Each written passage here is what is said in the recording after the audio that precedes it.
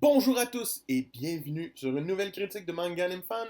Et comme le visuel le prouve, aujourd'hui on critique le tome 15 de Golden Wind de la série JoJo's Bizarre Adventure. Donc c'est l'équivalent du tome 61 de la série. Nos amis sont arrivés à Rome, tout va pas super bien, ils sont en route vers le Colisée et tout d'un coup sont attaqués par deux utilisateurs de Stan, les utilisateurs du Stan de Green Day et d'Oasis.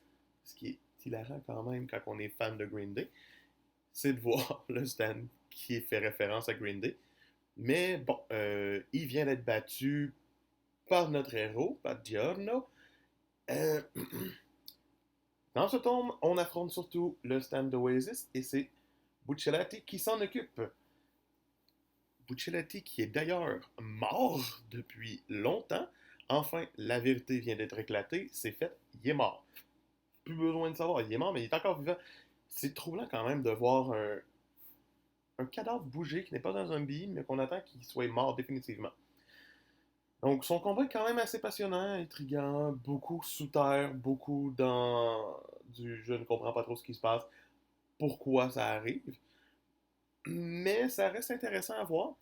Euh, des beaux retournements de situation, dont le plus gros aussi. Ben, il y en a deux gros quand même dans ce tome-là.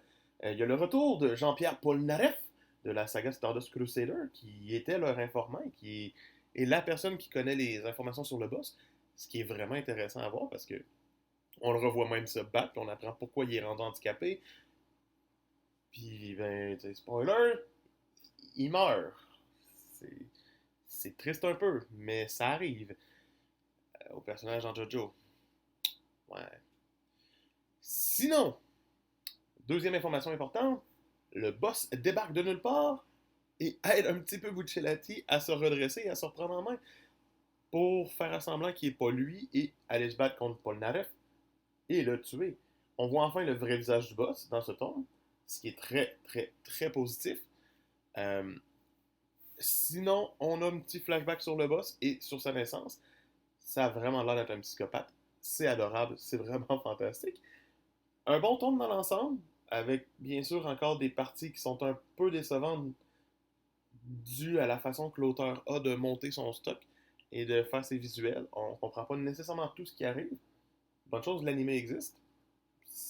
La, la saga Golden Wind existe en animé.